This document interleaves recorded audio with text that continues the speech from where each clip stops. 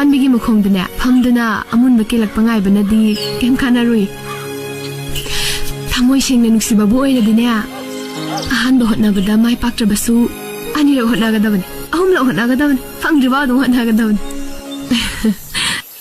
Hi ma'am, aina ngasi dischariba top se maitele ma collection na ingonda thabirakpani ko yam thina masana le moi top se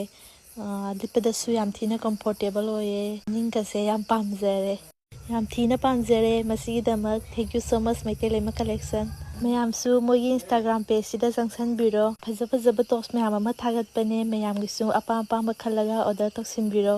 aduga apa ba phajaba tops mayam ama slipiyo thank you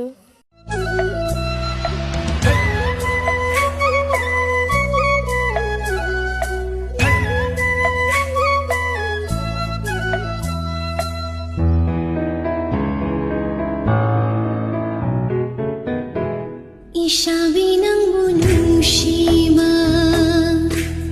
shamu pangal akan ba tala pamil wang thoi ba chau jum chum ba ning thi ba kai do ngai khong doi hola kani ningu thawai oiri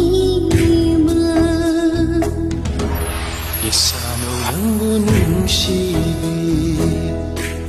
Pai mapukning waranu Unbi marang hauranu Kong do irakle